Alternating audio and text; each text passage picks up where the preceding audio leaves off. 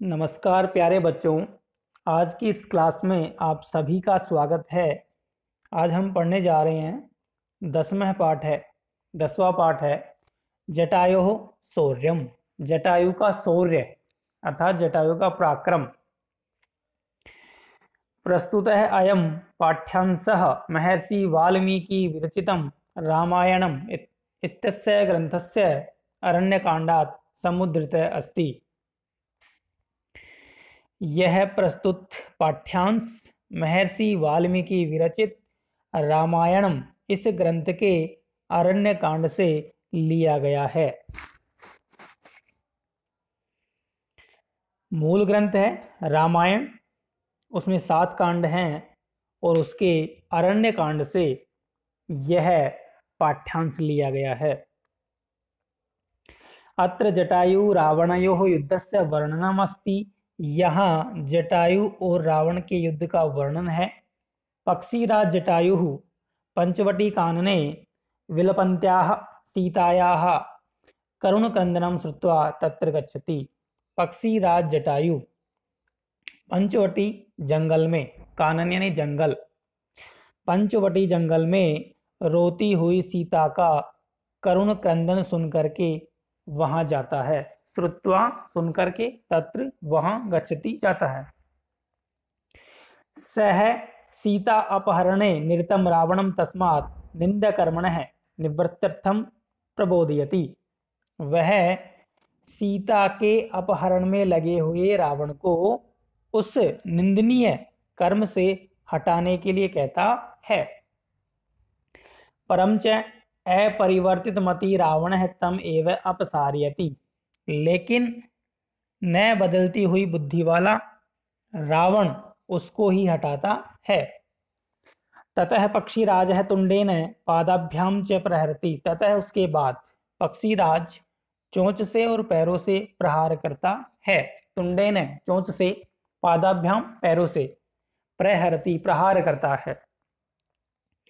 स्वनखै रावणस्य गात्राणि विदारयति। अपने नाखूनों से रावण के शरीर को विदारित करता है, क्षत विक्षत करता है। स्वनखै अपने नाखूनों से, एवं च इस प्रकार से, बहुविधा क्रमेण अलग अलग प्रकार से, रावण है रावण भग्न धनवा हत सारथी हतास्व व्रणी वीरथ च संजात है। टूटी हुई धनुष वाला मारे गए, सारथी वाला मारे गए, घोड़ों वाला घाव से युक्त और रथ से विहीन संजात है, हो जाता है। खगाधिपस्य पुनः पुनः अतिशय प्रहारई व्रणी महाबली रावण है मूर्छित भवति। पक्षी राज के बार बार अतिशय प्रहार से घाव से युक्त महाबलवान रावण मूर्छित हो जाता है, बेहोश हो जाता है।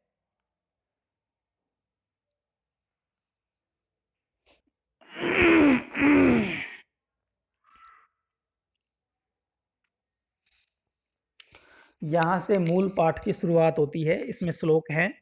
पहला श्लोक, सा तदा करुणा वाचो विलपन्ति सुदुःखिता वनस्पति गतम गृध्रम ददर्श आयत लोचना।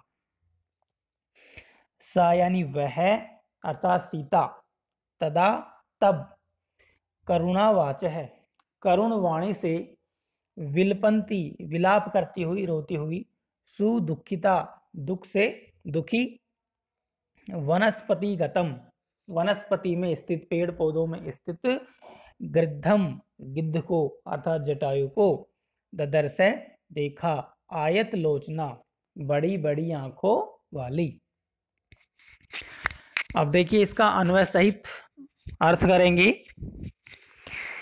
तदा तब, सा वह, आयत लोचना बड़ी बड़ी आंखों वाली, करुणावाच है करुण वाणी से, विलपंती विलाप करती हुई, सुदुखिता दुख से दुखी, वनस्पति गतम पेड़ पौधों में स्थित, गृद्धम गृद्ध को, ददर्श देखा।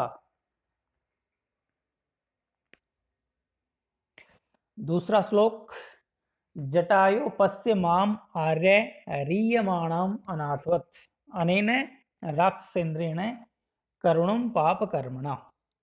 जटायु, हे जटायु, पश्य देखो, माम आर्य, माम यानी मुझको अर्थात सीता को, आर्य श्रेष्ठ, रीयमाणाम अपहरण करके ले जाती हुई, अनाथवत अनाथ की तरह, अनेन राक्षसेन्द्रेण इस राक्षस राज के द्वारा, करुणम करुणा से युक्त, पाप कर्मणा पाप कर्म के द्वारा। आर्य जटायो, हे श्रेष्ठ जटायो, कि अनेन राक्षसेन्द्रेण इस राक्षस राज के द्वारा, पाप कर्मणा पाप कर्म के द्वारा, अनाथवत अनाथ की तरह, रीयमाणाम ले जाती हुई, माम करुणम मुझ करुण को, पश्य देखो।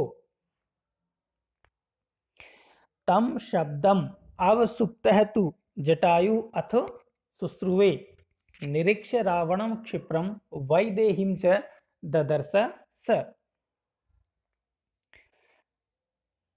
तम उस शब्दम शब्द को, उस शब्द को, उस कथन को, अवसुप्तः सोए हुए, जटायु जटायु ने, अथ इसके बाद, शुश्रुवे सुना, निरीक्ष देख करके, रावणम रावण को, क्षिप्रम शीघ्र ही, वैदेहीं सीता को, च और, ददर्श देखा, सह वह या उसने। अन्वय के अनुसार इसका अर्थ देखिए, अथ इसके बाद, सह उसने, तम तम शब्दम उस शब्द को, अवसुप्त है सोते हुए, शुश्रुवे सुना, क्षिप्रम शीघ्र ही, रावणम निरीक्ष रावण को देख करके, वैदेहीं ददर्श सीता को देखा।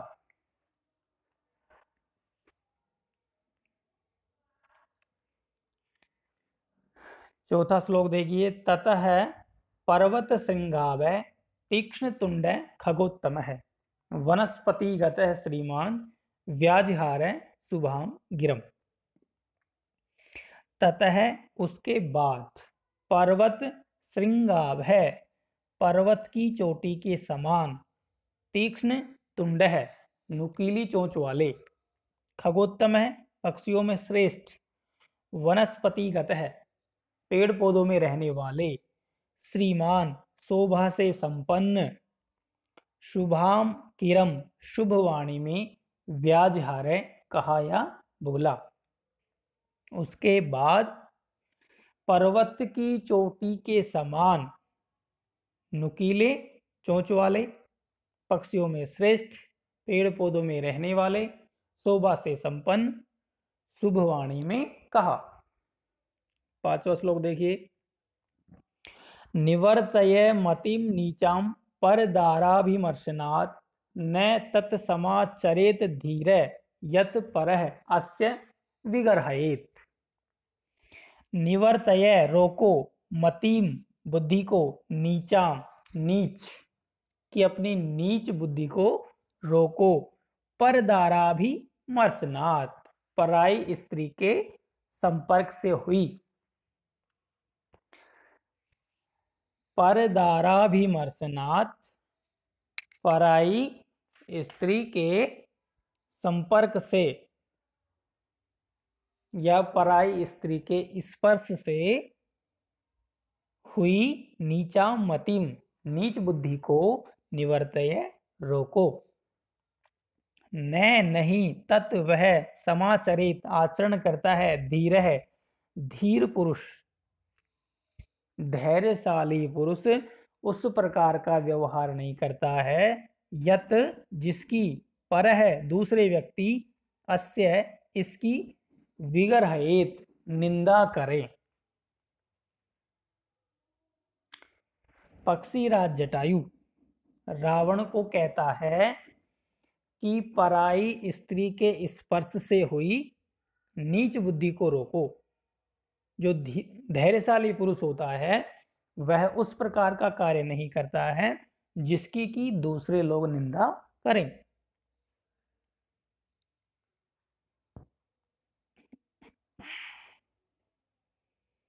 आगे देखिए, छठा श्लोक है,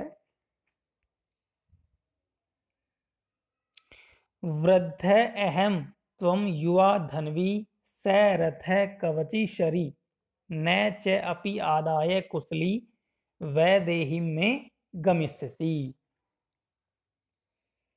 वृद्ध अहम, अहम यानी जटायु रावण को कह रहा है कि अहम वृद्ध है, मैं वृद्ध हूं, मैं बूढ़ा हूं, त्वम तुम, युवा युवा हो, धनवी धनुर्धर हो, स रथ है रथ से युक्त हो, कवची कवच धारण किए हुए हो, सरी बाणों से युक्त हो। यहाँ पर जटायु और रावण के विशेषण बताए गए हैं कि अहम वृद्ध है, मैं वृद्ध हूं, त्वम और तुम, युवा युवा हो, धनवी धनुर्धर हो, स रथ है रथ से युक्त हो, कवची कवच धारण किए हुए हो, और सरी बाणों से युक्त हो। फिर भी न नहीं, च और, अपि भी, आदाय लेकर के। ये जो शब्द है चाप्यादाय, इसमें तीन शब्द हैं। च यानी होता है और, अपि यानी भी, और आदाय यानी लेकर के। आदाय,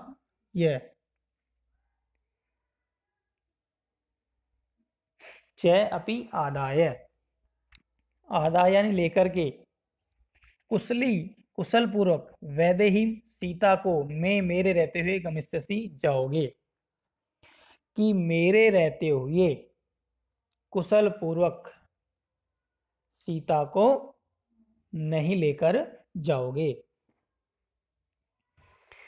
सातवां श्लोक है, तस्य तीक्ष्ण नखाभ्याम तु चरणाभ्याम महाबल है चकार बहुधा गात्रे व्रणान पतग सप्तम है।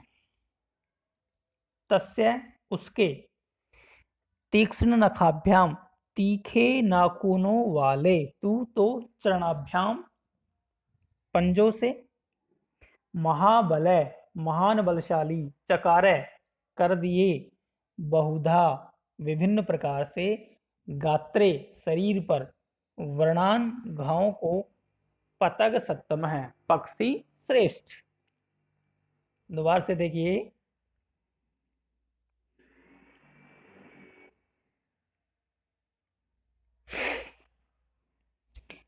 कि पतग सप्तम है पक्षियों में श्रेष्ठ, महाबल है महान बलशाली जटायु ने,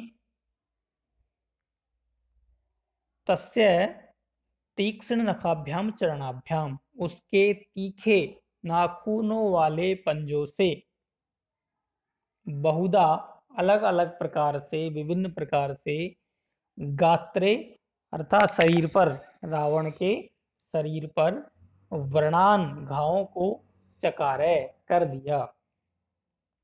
कहने का तात्पर्य ये है कि महान बलशाली जटायु ने अपने तीखे नाखूनों वाले पंजों से रावण के शरीर पर अनेक प्रकार से घाव कर दिए।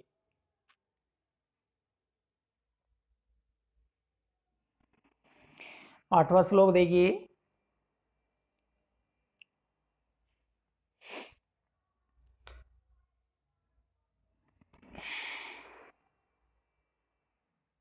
ततस्य सशरम चापम मुक्तामणि विभूषितम चरणाभ्याम महातेजा बभंज अस्य महतदन।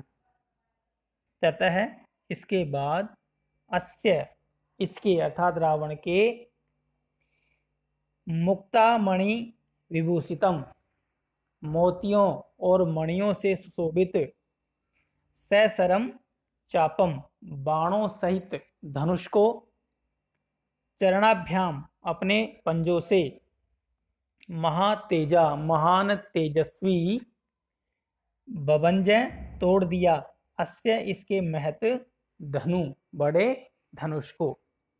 दोबारा से देखिए, ततः इसके बाद महातेजा महान तेजस्वी जटायु ने अस्य इसके मुक्तामणि विभूषितम मोतियों और मणियों से विभूषित सहस्रम चापम बाणों से सहित धनुष को और अस्य इसके महत धनु बड़े धनुष को चरणाभ्याम अपने पैरों से पंजों से बभंजय तोड़ दिया। 9वां श्लोक देखिए, स भग्न धनवा वीरथ हताश्व हत सारथी तले ने अभी जगाने आशु जटायुम क्रोध मूर्छित। सह वह रावण के लिए आया है, भग्न धनवा टूटी हुई धनुष वाला, वीरथ है रथ से हीन, हताश्व है मारे गए घोड़ों वाला, हत सारथी मारे गए सारथी वाला, तले ने तल से जमीन से अभी जगाने पटक दिया, आशु शीघ्र ही जटायुम जटायु को, क्रोध मूर्छित क्रोध से मूर्छित रावण ने जटायु को जमीन पर पटक दिया गिरा दिया।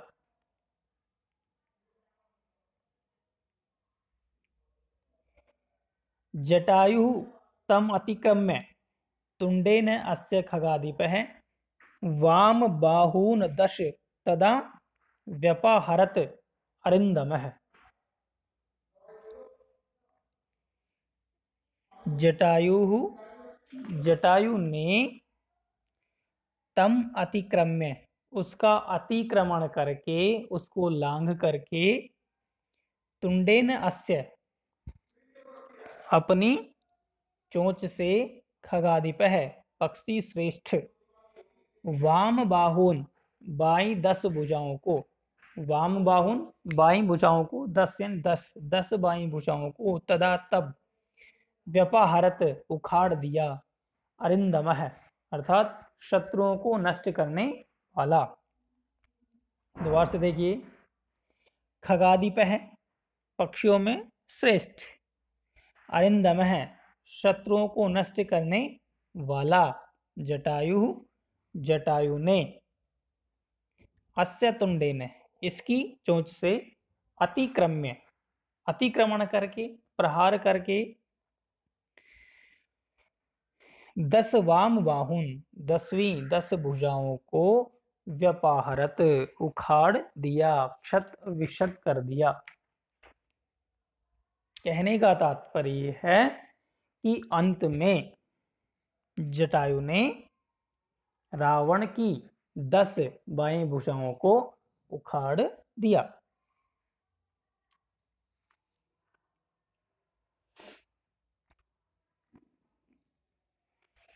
यहां से आपका होमवर्क शुरू होता है। अभ्यास है प्रश्न नंबर 1 पदेन उत्तरम लिखते, एक पद में उत्तर लिखिए।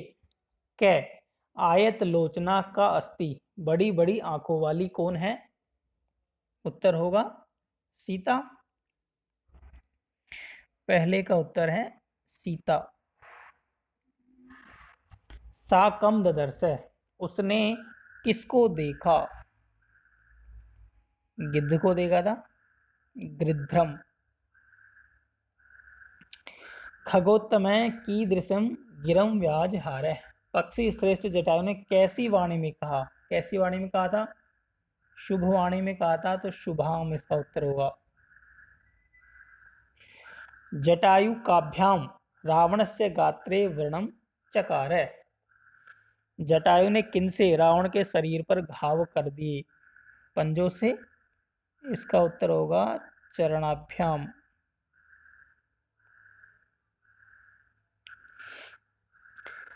अरिंदमय खगाधिपय कति बाहुन व्यपहरत शत्रुओं को नष्ट करने वाला पक्षी श्रेष्ठ ने कितनी भुजाओं को उखाड़ दिया?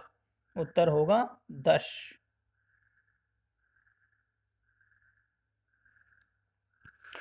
प्रश्न नंबर 2, अधोलिखितानां प्रश्नानां उत्तराणि संस्कृत भाषया लिखते। नीचे लिखे हुए प्रश्नों के उत्तर संस्कृत भाषा के द्वारा लिखिए।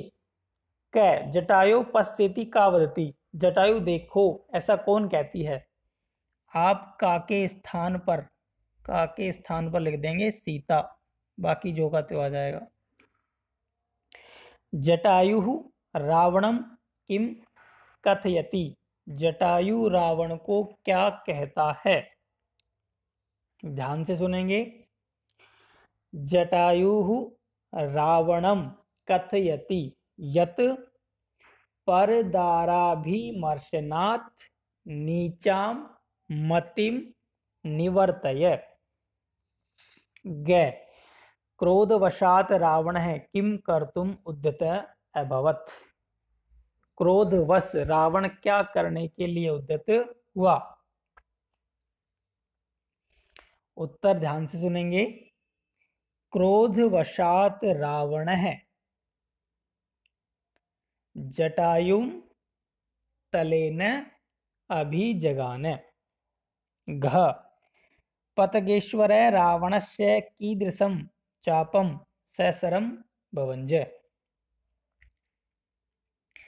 कीदृशम के स्थान पर आप लिख देंगे, कीदृशम के स्थान पर आप लिख देंगे मुक्ता मणि विभूषितम, बाकी जो का त्यो आ जाएगा विभूषितम अनुस्वार ऊपर। जटायु केन वाम बाहु दस्ती, जटायु किससे बाएं भुजाओं को उखाड़ता है। तुंडेन, केन के स्थान पर आप लिखेंगे तुंडेन चोंच से।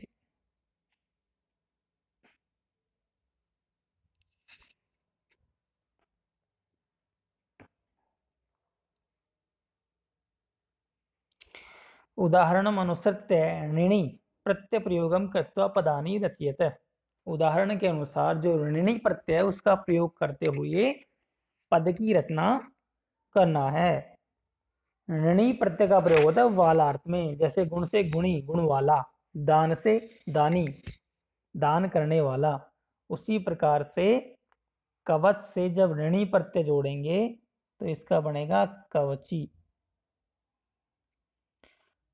शर से जोड़ेंगे तो बनेगा शरी, और कुशल से जोड़ेंगे तो इसका बनेगा कुशली।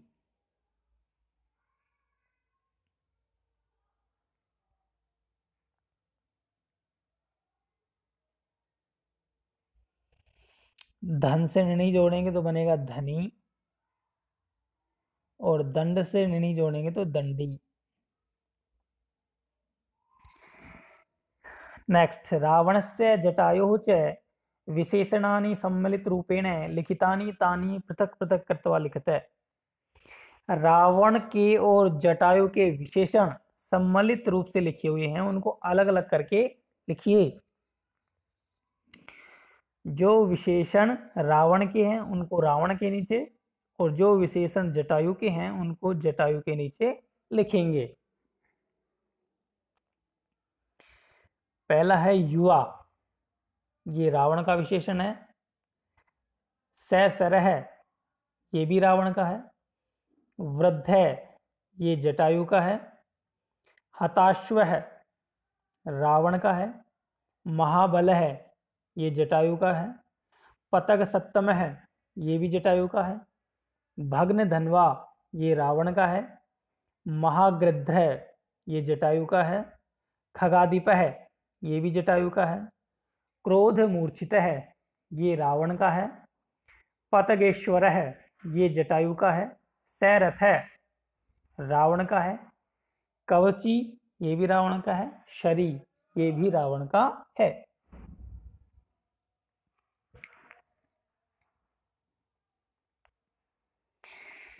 अगला प्रश्न देखिए। कै स्तंभे लिखितानां पदानां पर्यायः कै स्तंभे लिखिताः तान यथा समक्षम योजित। ये पर्यायवाची शब्द दे रखे, उनको मिलाना है। कवची कवची का हो जाएगा कवचधारी। आशु का हो जाएगा शीघ्र। वीरथ का हो जाएगा रथ से हीन। पपातय का हो जाएगा अपतत। भुवि पृथिव्याम और पतग सत्तम पक्षी श्रेष्ठ। प्रश्न नंबर 5, अधोलिखितानां पदानां विलोम पदानि मंजूषायां दत्तेषु पदेषु चित्वा यथा समक्षम लिखते। अभी पर्यायवाची शब्द थे, अब विलोम शब्द हैं, उनको छांट करके लिखना है। जैसे विलपंती, विलपंती इसका हो जाएगा हसंती।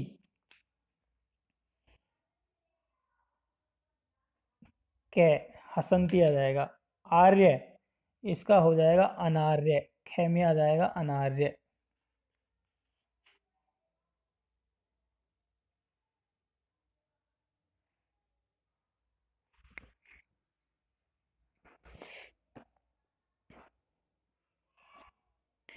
राक्षसेंद्रेण इसका आ जाएगा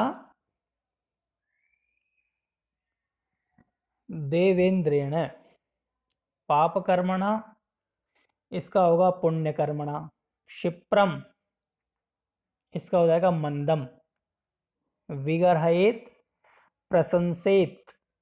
वृद्ध इसका होगा युवा। वामेन दक्षिणेन। और अतिक्रम्य का हो जाएगा अनतिक्रम्य। छठा प्रश्न है, छठा प्रश्न इसको छोड़ देंगे। सातवां प्रश्न है, छठे का आ, उदाहरण अनुसृत्य समस्त पदम रचयते। जैसे त्रयाणाम लोकानाम समाहार है, त्रिलोकी। उसी प्रकार से पंचानाम वटानाम समाहार है, इसका होगा पंचवटी।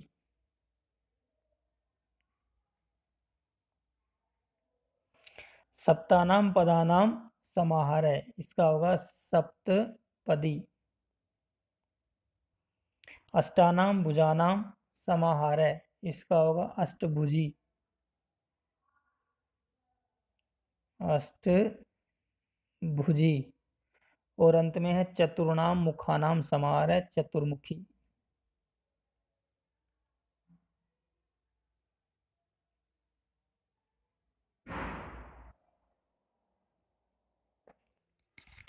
इस प्रकार से आपका ये पाठ समाप्त होता है। होमवर्क करेंगे और ग्रुप में सेंड करेंगे। सभी का धन्यवाद।